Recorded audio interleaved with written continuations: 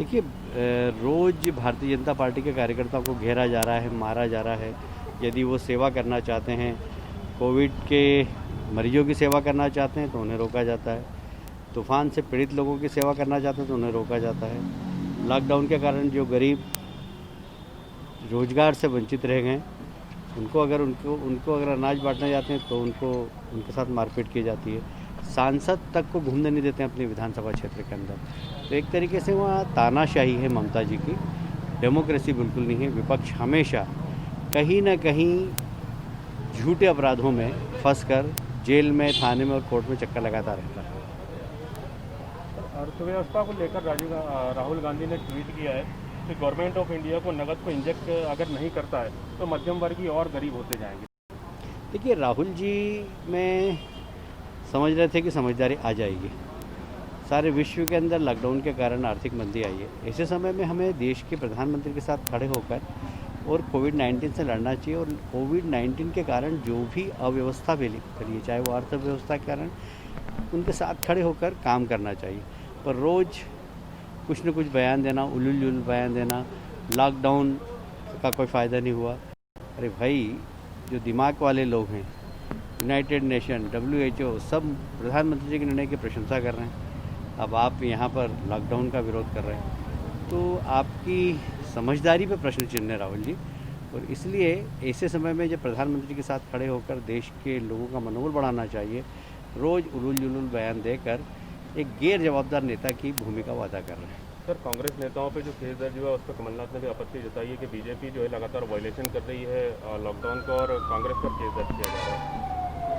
देखिए, कमलनाथ जी को तो ये बोलने का अधिकार नहीं। जिस तरीके से उन्होंने पूरे मध्य प्रदेश में कार्यकर्ताओं को प्रताड़ित किया है, इस बात को हम सब जानते हैं।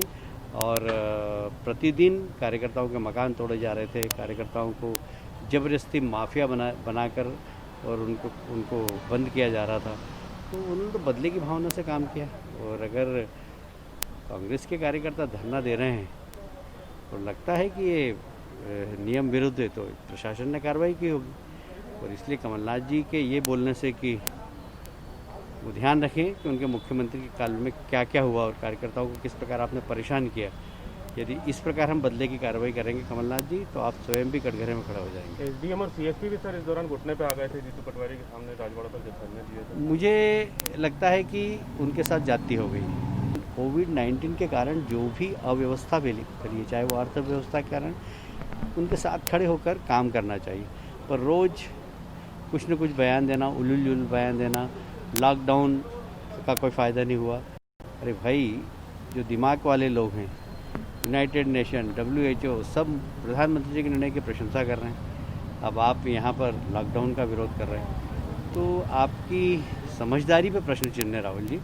और इसलिए ऐसे समय में जब प्रधानमंत्री के साथ खड़े होकर देश के लोगों का मनोबल बढ़ाना चाहिए, रोज़ उलूल बयान देकर एक गैर जवाबदार नेता की भूमिका वो अदा कर रहे हैं। सर, कांग्रेस नेताओं पे जो केस दर्ज हुआ उस पर कमलनाथ ने भी आपत्ति जताई है कि बीजेपी जो है लगातार वायलेशन कर रही है लॉकडाउन का, और कांग्रेस पर केस दर्ज किया जा रहा है। देखिए, कमलनाथ जी को तो ये बोलने का अधिकार नहीं। जिस तरीके से उन्होंने पूरे मध्य प्रदेश में कार्यकर्ताओं को प्रताड़ित किया है, इस बात को हम सब जानते हैं। और प्रतिदिन कार्यकर्ताओं के मकान तोड़े जा रहे थे, कार्यकर्ताओं को ज़बरदस्ती माफिया बनाकर और उनको बंद किया जा रहा था। तो उन्होंने तो बदले की भावना से काम किया। और अगर कांग्रेस के कार्यकर्ता धरना दे रहे हैं और लगता है कि ये नियम विरुद्ध है, तो प्रशासन ने कार्रवाई की होगी। और इसलिए कमलनाथ जी के ये बोलने से कि वो ध्यान रखें कि उनके मुख्यमंत्री के काल में क्या क्या हुआ और कार्यकर्ताओं को किस प्रकार आपने परेशान किया। यदि इस प्रकार हम बदले की कार्रवाई करेंगे कमलनाथ जी, तो आप स्वयं भी कटघरे में खड़ा हो जाएंगे। एसडीएम और सीएसपी भी सर इस दौरान घुटने पे आ गए थे जीतू पटवारी के सामने राजवाड़ा पर जब धरने दिए थे। मुझे लगता है कि उनके साथ जाती हो गई।